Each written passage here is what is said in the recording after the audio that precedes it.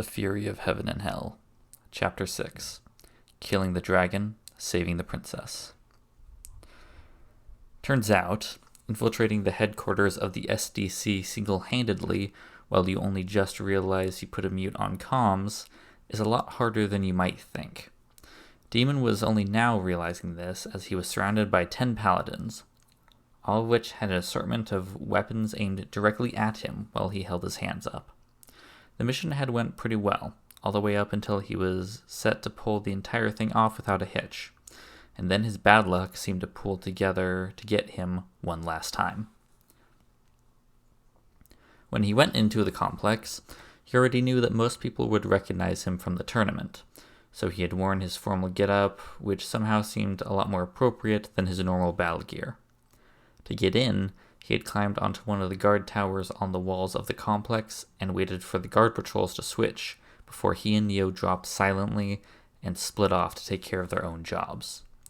Neo was going to head to the main server of the entire facility in hopes that he could get some control over the security or something along those lines, while Demon was heading to take care of the princess and hopefully not get caught. It wasn't necessarily a matter of if, but when he was found. He wasn't exactly one for long-term stealth missions, so he had made it inside perfectly and was creeping around the corridors with his cloaking module on to disrupt the cameras and an active radar pulse module to detect where the cameras were, as well as any staff or guards that he might need to worry about, which all worked perfectly well until he was standing outside of what was meant to be Weiss's room. He had to make sure that Neo triple-checked exactly where she meant to be staying, so he wouldn't walk into some random room and get slapped harder than he already was going to be. But it didn't go as planned when he opened the door. As the massive doors opened, he saw that it was, in fact, Weiss's room, although something was a bit off. Mainly, there was no Weiss there. He wasn't sure at first, but after sending out an active radar pulse, he found that there was no one there, and then he saw the massive hole in the side of the building. Well, that's interesting. He didn't have time to realize that he had spoken aloud or that his cloak had run out, as he was immediately notified of both when he heard a very womanly scream echo from behind him at the door. He turned to see, well, it definitely wasn't a woman. It was a boy, probably younger than Weiss and dressed almost the same, looking like a much smaller version of the pictures he'd seen of Weiss's father.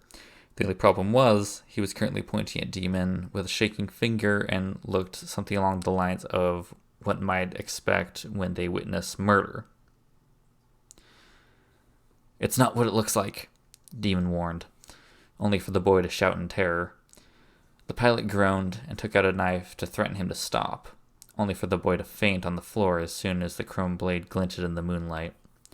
Demon sighed in exasperation and took a single step outside the door, being greeted by the sound of several armed guards thundering down the hallway to his left, as well as a couple of Adlesian knights in tow.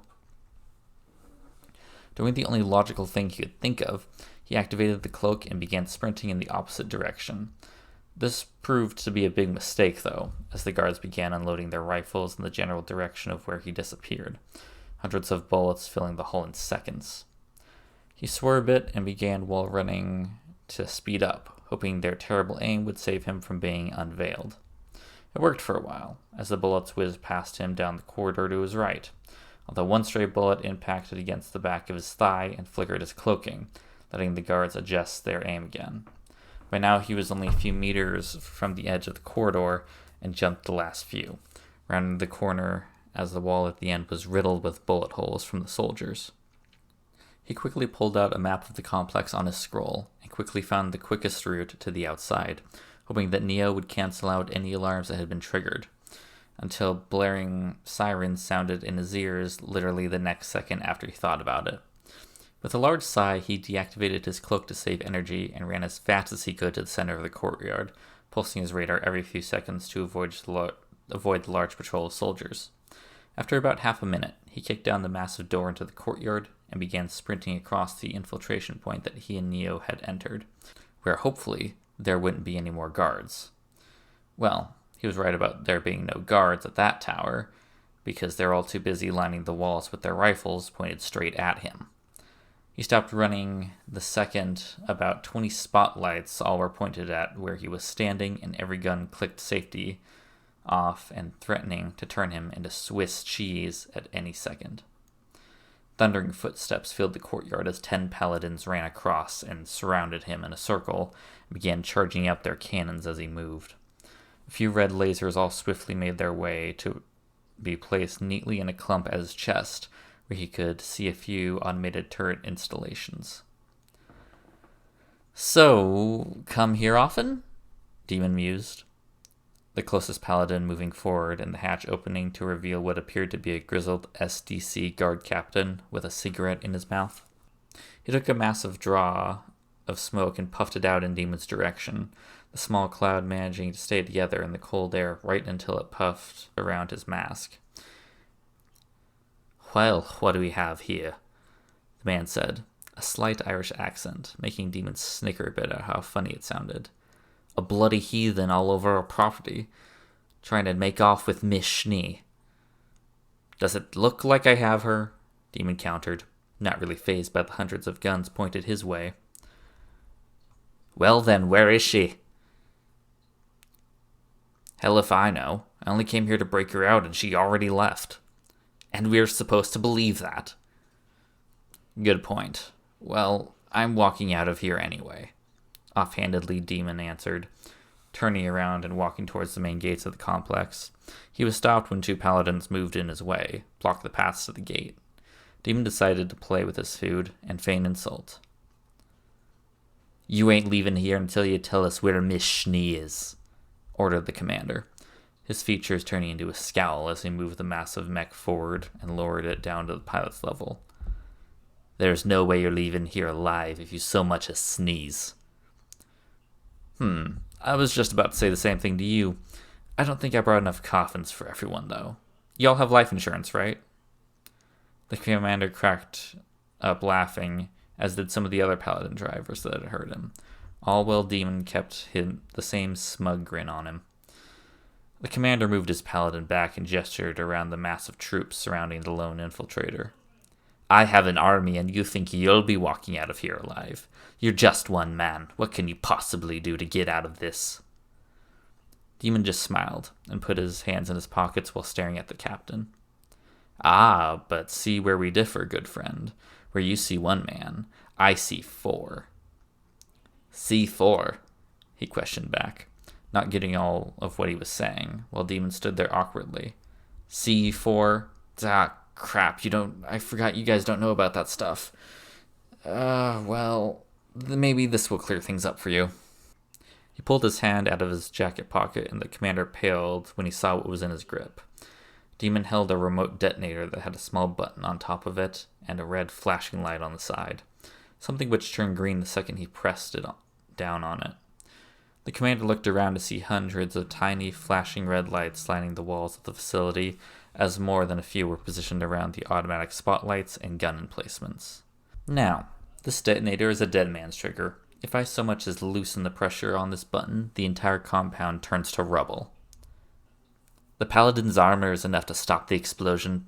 Plus, you'll be killing yourself," the captain argued as he desperately tried to salvage the situation, his hands slowly moving to the controls of the large mech.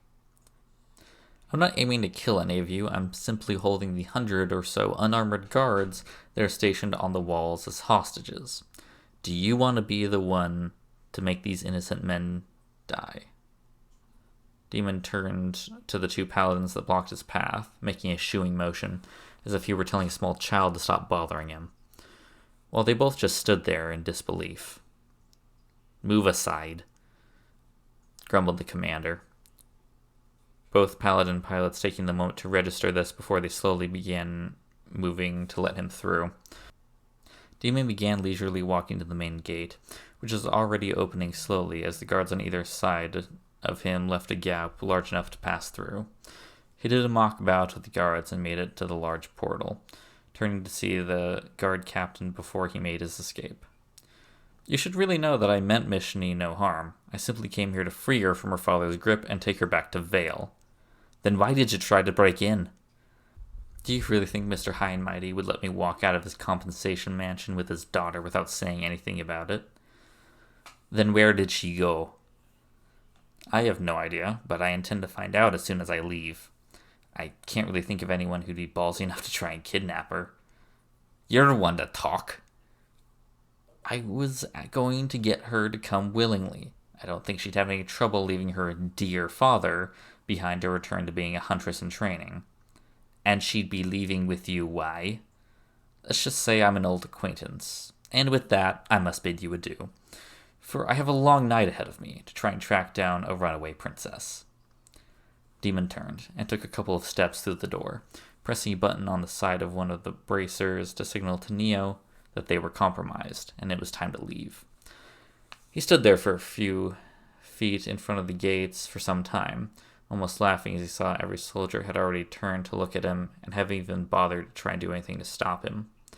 It wasn't long before he heard the roaring engine, and Neo came speeding around the side of the compound on Cerberus, deeming finding out some time ago that she was actually quite adept at driving things other than an airship.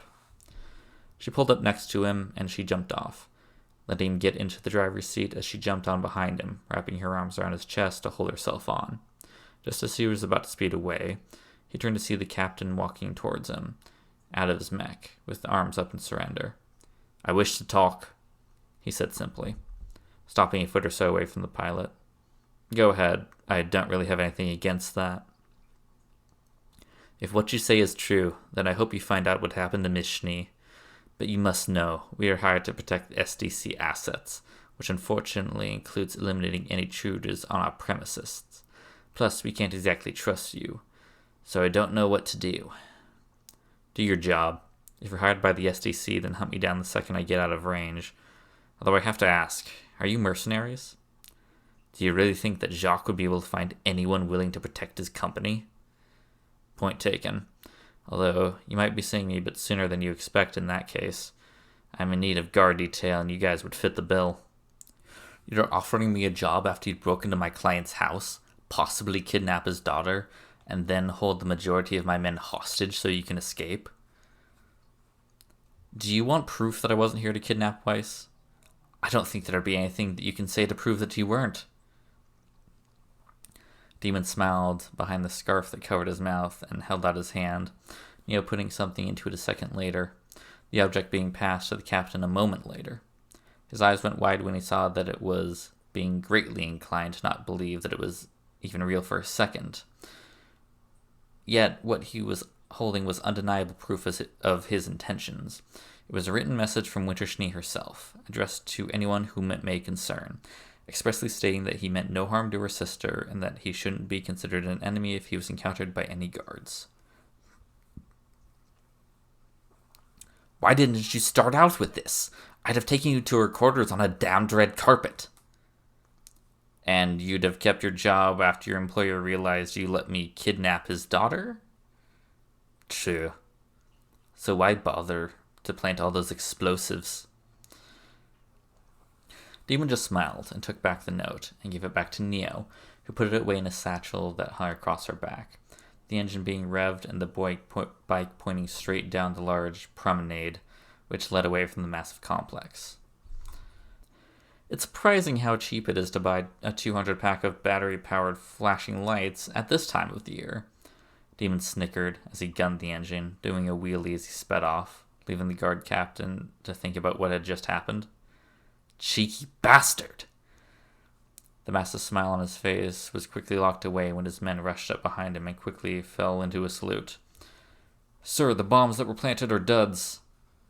Well then, what are you waiting for? Get the jeeps ready and give me some goddamn bullheads with heavy ordnance. We're busting that bastard to Kingdom Come, ordered the captain, knowing full well that he probably wouldn't be enough to catch him if the speed at which his bike was going was anything to go off of. He smiled to himself and dismissed the captain, walking off to his personal jeep and getting in the gun turret and activating the battery power for the weapon. Let's roast 'em, roared the commander, as the jeep lurched forward and slammed on the accelerator, several others joining behind him.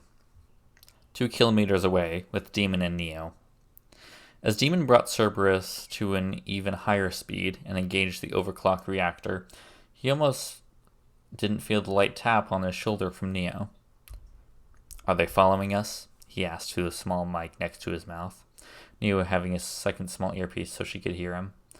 She tapped him twice on the shoulder, their signal for yes. So he settled down the speed a bit so he could focus on the mirrors for a second.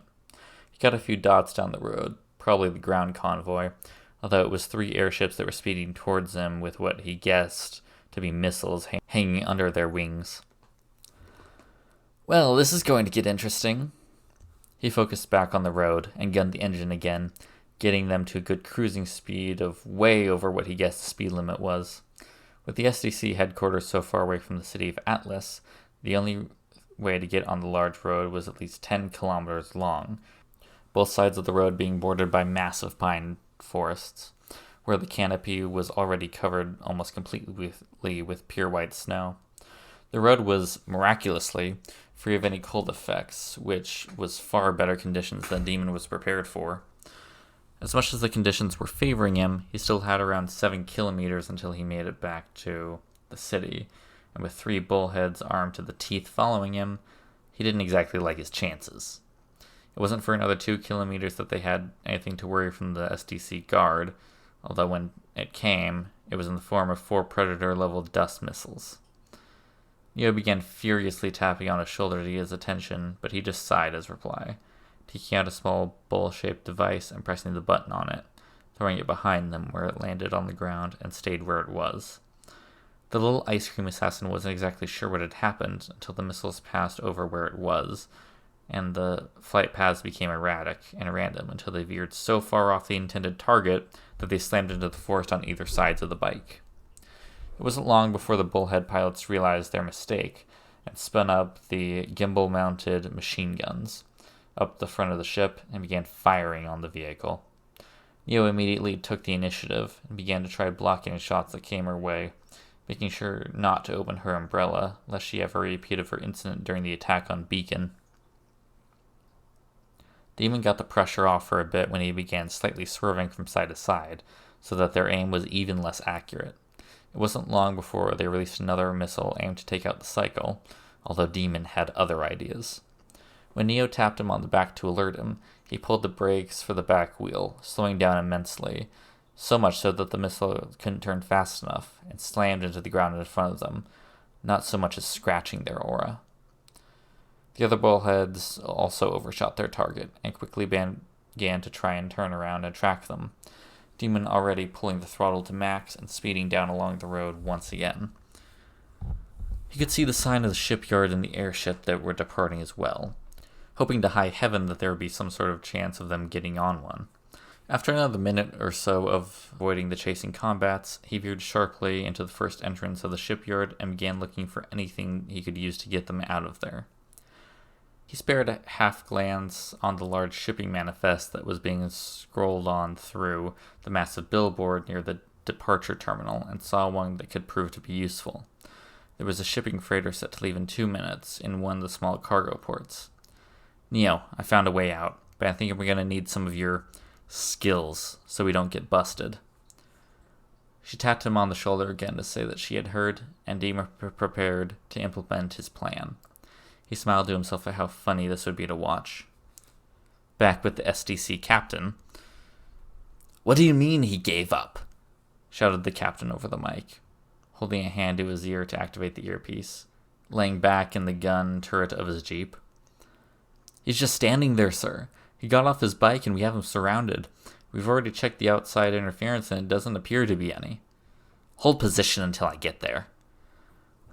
He kicked the back of the driver's seat with his foot, and the driver got the message, activating the overcharge so they could get to the landing pad as fast as possible.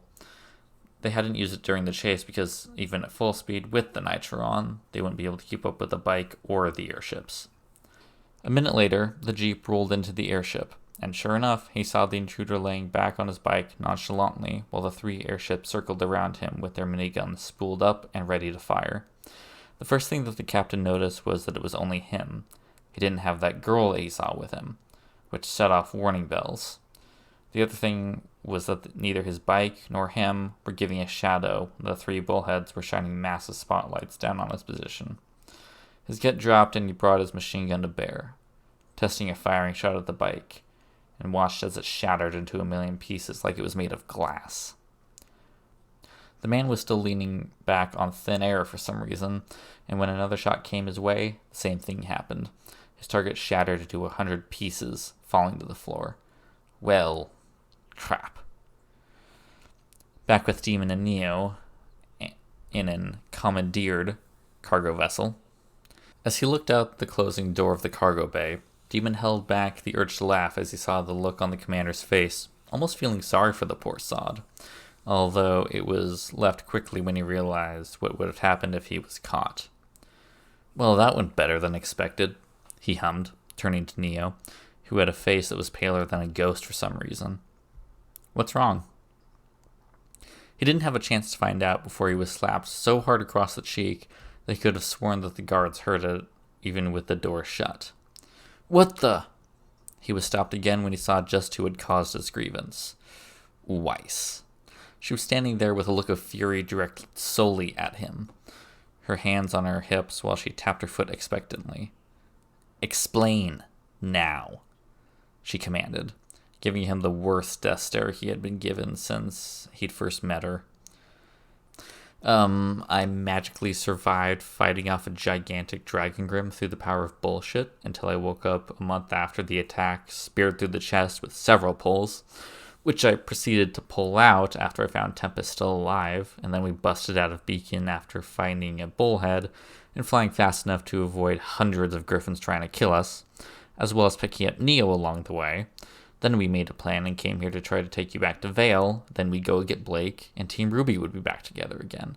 And then we can go and kick Salem's ass. He sputtered, never once taking a breath and filling her in on the important details. Salem? Evil, witchy person who's in charge of the attack on Beacon and the Grim in general. She stood there for a second, tapping the underside of her chin in thought, before she eventually looked back at him with complete neutral face, filling him with a tiny bit of hope until she slapped him with the power of a truck. Again. I believe you, but that doesn't mean you're in the clear.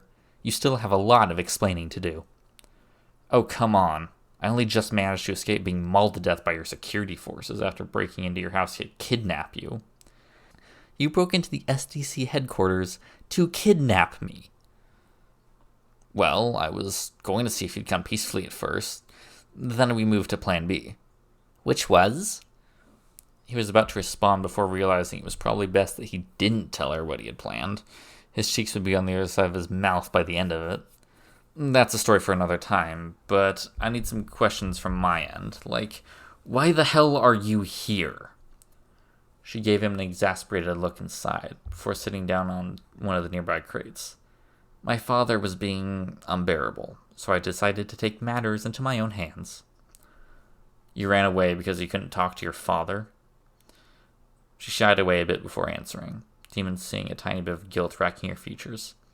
He disowned my right to the SDC. Of all the things she could have said, that was definitely one he was not prepared for. That sucks, he said, only earning a slight no shit look from Weiss before she continued. Apparently I'd be bad for public relations after a little incident that I happened to be a part of, so he renounced my claim and gave it to my snob of a brother. Let me guess, is he really short, looks a bit like your father, except when he was 10, shouts, "Long live Jacques!" at the top of his lungs every day and licks your father's boots clean every day as well? She let out a small sigh and a tiny smile, which Demon almost let out a cry of triumph to, mainly because it was one of the few moments where he had seen her actually show something resembling a smile. You're not far off. She looked around a bit to try and change the topic, until her eye settled on Neo. She raised her eyebrows a bit, and she only now realized the girl was actually with them. Why exactly is she here? Now, I'm not sure about this whole you not kidnapping me part. Well, it's a long story. Yes, it took a while to get that out, but I'm down with COVID and have some time now. Don't know if I'll be able to record anything else, but we'll see. Get this done eventually. Have a nice day.